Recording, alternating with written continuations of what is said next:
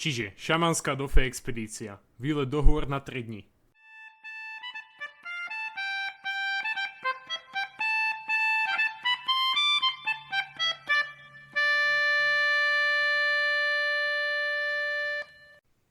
Deň prvý. Zbalili sme si caky paky, sadli na vlak do Lúbče, tam sme sa stretli s našim zastrešovateľom René Štvorcom, ktorý nás odštartoval. A naša dofe cesta začína. Putujeme lesom, všetci sa pripravujeme na stret s medveďom za každým rohom, no ja s mojím nožom už premýšľame nad medveďou pomazánkou. Ani sa jazdáme a už si dávame prvú prestávku z lovu do zlej turistickej obuvy. Onedlho sa už prechádzame lúkami a kopcami. Príroda nás očaruje krásou a majestátnosťou, no a zrazu už sedíme na 10. prestávke.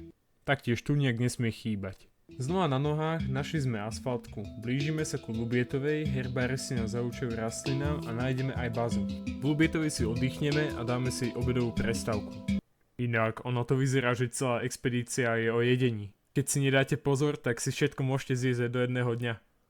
Zas na ceste pre tento deň finálna destinácia Strelníky. Orientačná mapa nám dokonca ukazovala, že sa blížime do stredobodu ničoho. Vyštverali sme sa hore kopcom, kde sme dokonca jednému ujovi pomohli chytiť jeho bodríka.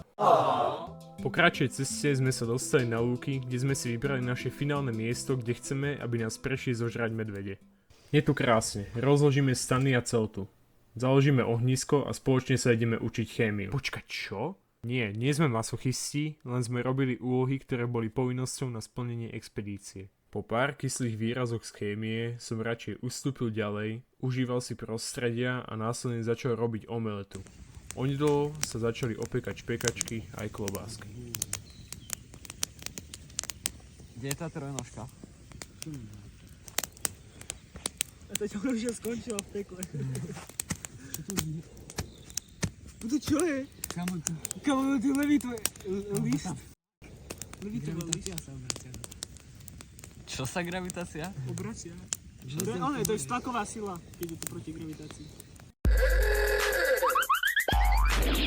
Prišla nás kontrolovať rodina Štvorcovcov, či sme ešte nažive, a následne sme boli nazbierať drevo a užívame si západ slnka. Pomaly ako sa už aj zotmelo, som dal robiť čaj a išli sme zaniesť všetko jedlo a suroviny ďalej od kempu na strom. Cestou naspäť som sa fajne vykúpal v mláke.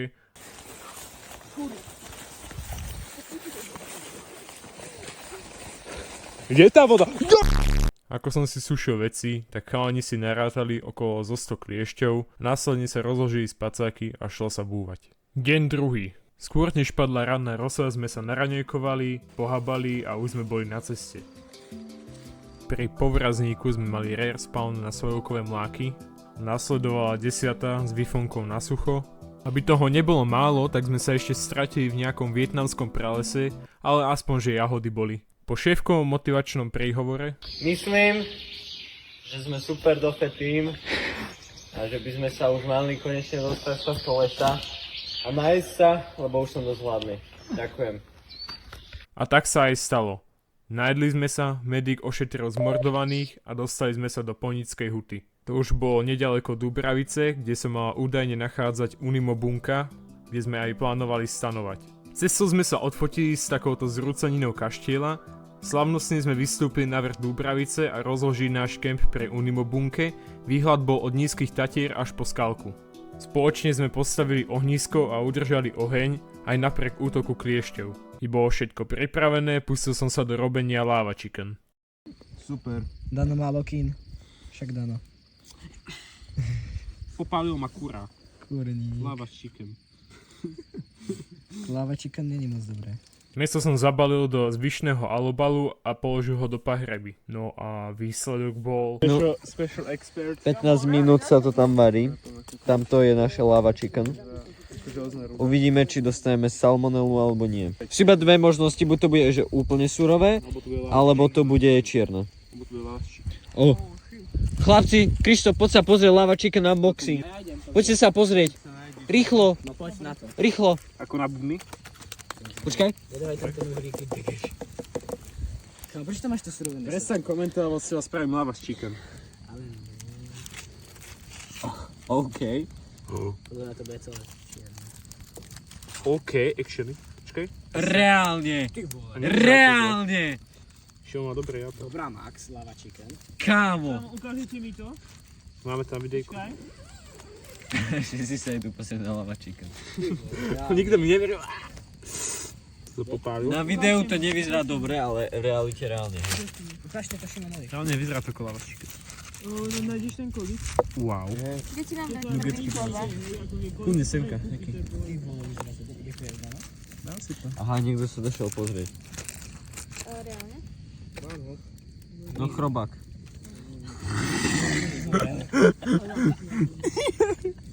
Ale musíš sa ako dobre, to je ten gradient, o ktorom som vravel.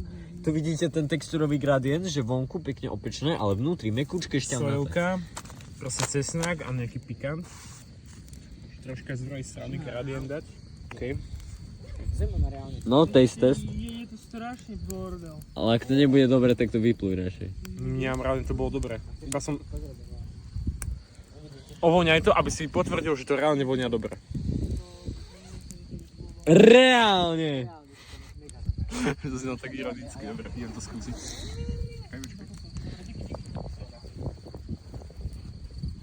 Ukáž? Ukáž mi ťa Šimonovi, on to chce vidieť. Ako chutí? Mňam. Lava Chicken! Áno, fungovalo to. Ukáž? Ale... Fajné, že? Náhodou, kámo, to vieš ako chutí? Chceš skúsiť? Ako keď máš rýžu s mesom. Presne.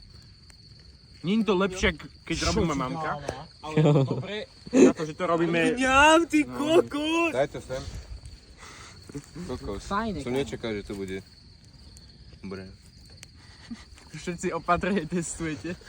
Kámo, to je A dobré. ty si daj. Je to fajné. Fakt, skús to. Skús Aspoň to, to Mark, skús. je to mega dobré. Nehovoril by som na to, že to fakt tak dobre dáme. Reálne. Sabi. Nechcem. Iba kúsok. Fakt kúsok. Hry iba za skús. malinkého.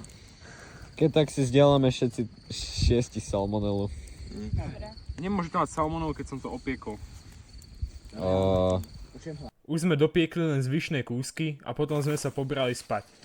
Unimo bunka bola novým zážitkom. No a samozrejme som sa nemohol zaobísť bez večernej zábavky. Deň 3. Ráno som sa zobudil na dážď a na hulákajúceho Houdiniho, že už chce raňajkovať.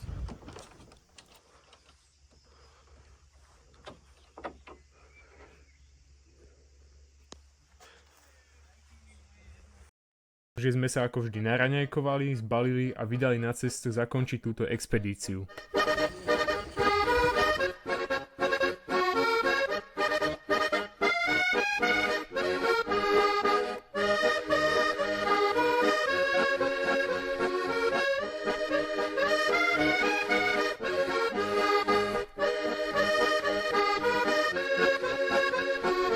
Naša posledná prestávka. Zastavili sme sa pri Lukavickom prameni. Tam sme uvarili posledné teplé jedlo, vajce na tvrdo. A dobili síly na cieľovú rovinku na Veľkú lúku.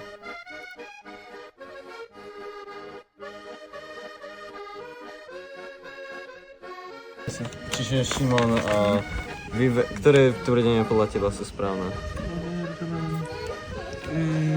Toto čekaj. Prebieha len prinesol, že teplá.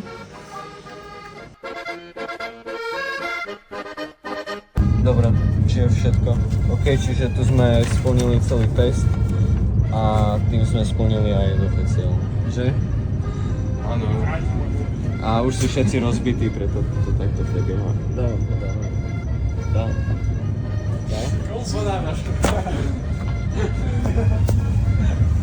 Komu si podáva? No a nakoniec sme sa stretli s našou profesorkou Natašou Martošovou.